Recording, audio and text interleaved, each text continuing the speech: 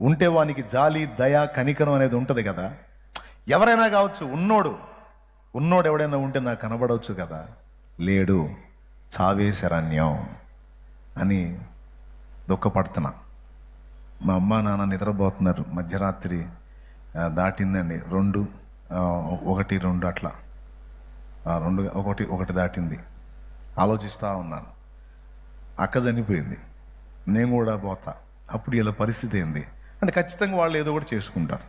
అది మనం చూడంగా, మనం ముందే అయిపోతాంగా, గొడవ ఉండదు అని అనుకుంటున్నా. మా నాన్న ఎలా ఫీల్ అవుతాడు? ఒరే, చాలా ఆశలు పెట్టుకున్నా కదరా నీ మీద, నువ్వు ఎట్లా చేసేవని ఏడుస్తాడేమో. మా అమ్మ ఎలా ఏడ్చిద్దో, మిగిలిన వాళ్ళు ఎలా బాధపడతారో, నా భార్య ఎలా దుఃఖపడిద్దో, నా బిడ్డలు ఎలా ఫీల్ అవుతారో, ఇవన్నీ ఎవరికైనా ఉంటుంది కదండి. చావాలనుకుంటే ఈజీయా? ఎన్ని సెంటిమెంట్లు అన్నీ తెంచుకొని దూకాలి కదా.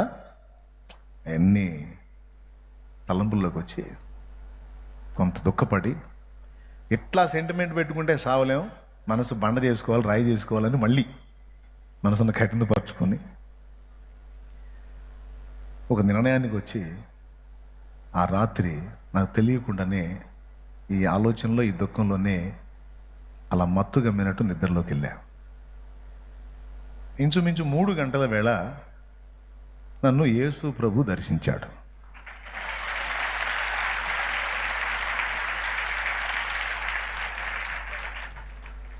దేవుడే లేడని దుఃఖపడిన నాకు తెలియదు, ఆ రాత్రి ఆయన నా దగ్గరికి వస్తున్నాడని,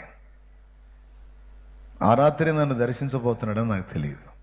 ఆయన ఆ రాత్రి నన్ను దర్శించాడు.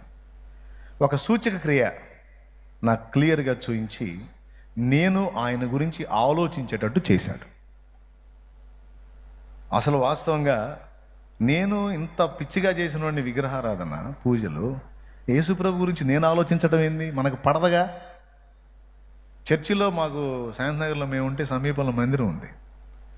అందులోంచి మైక్ పెట్టి వాక్యం వస్తుంటే కూర్చొని రన్నింగ్ కామెంటరీ చెప్పేవాడిని. పిల్లవాళ్ళ దగ్గర డబ్బులు తీసుకుని, ఇండియాలో మా వాళ్ళని మతాలు మారుస్తున్నారు, వీళ్ళని వేయాలి ముందని. ఈరోజు ఎవడన్నా అట్లా మాట్లాడదని నవ్వుకుంటాను నేను. ఈ డైలాగులన్నీ నేను వాడిని రాని.